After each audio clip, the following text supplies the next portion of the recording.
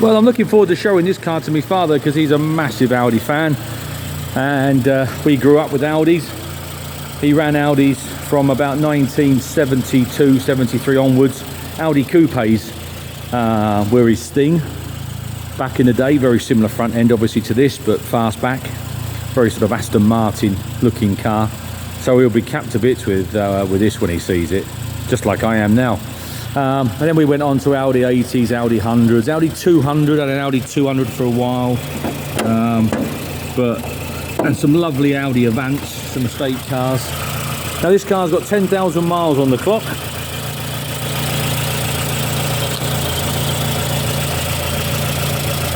And she's a lovely time warp car.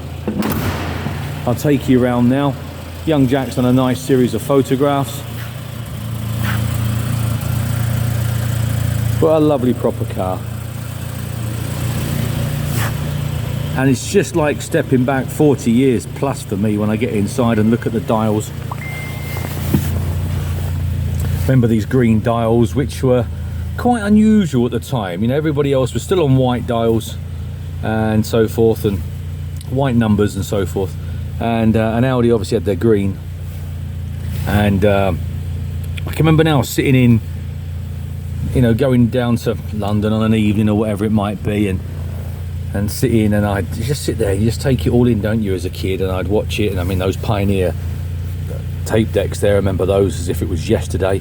They were like so futuristic with them back in the day, you know. I mean, that Pioneer there, yeah. And yeah, and the lights, yeah, I remember. Well, I can't remember how you turn them on. I never used to drive up here, I suppose. There you go. We got all that shit. What's this one here? Well, she wants looking at the unless there's another switch for the dash lights. I don't remember there being a separate switches, but I remember there, like you say, just little things. Remember that them lighting up differently than a normal car, what we were used to. I just have a little bit of a play with that, clean it out. There's a little potentiometer in there behind there. They're just going to want to clean out, I think, unless I'm missing the trick. I don't think there's a separate switch for those. Yeah, anyway, and yeah, just remember them being, even as a kid, riding in them, you could feel that they were far superior in sort of build quality than anything else that was around at the time. Yeah, even down to the mushroom style gear, door locks and things. I remember those. They were different than any other car.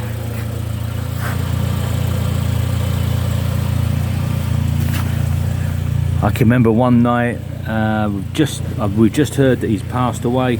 Salesman that my father had working for him, Steve Perrin, he was sat in the back seat on one. The batteries are always under the back seat of these Audis.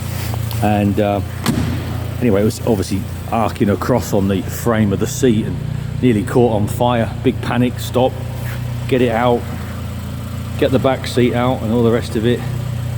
Yeah, just daft things you remember in it as a kid. Like, look at that.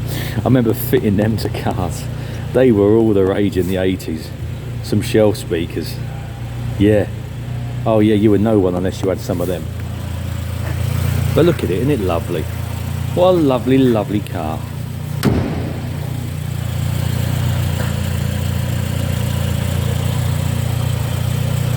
We've had some lovely Audis this year again. We really have. In fact, there's a lovely Quattro there. We've got two more Quattros in the other building, but the hole there, where this is going to go back in a moment, there was that stunning Audi 80 Sport in bright red that was sat there, that's just gone out on the transporter.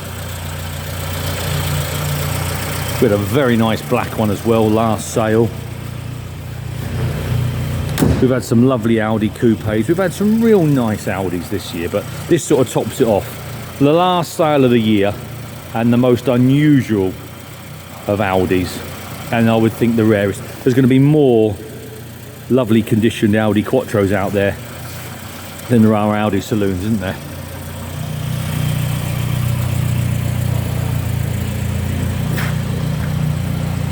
mean, that was a car, 1975, 76, sorry, on a P there, 1976.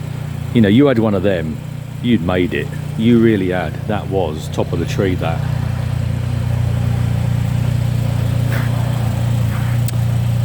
Lovely.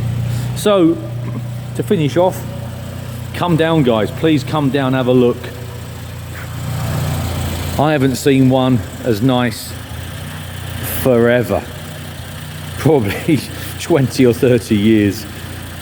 They just do not come up, do they? They really don't. This car will go into another long-term ownership, won't it, collection, where it won't come back out again for another 10 or 15 years. So it's your chance now to buy it while it's out, because chances are you're not going to be able to buy it again. It's like that bit of property that you drive by, don't you? You drive by it every day, every week for 25 years. It doesn't come up, then all of a sudden it comes on the market, doesn't it? And you think, oh, not quite in a position to buy it, but I've been looking at it for 25 years, and cars are like that. This car will be like that.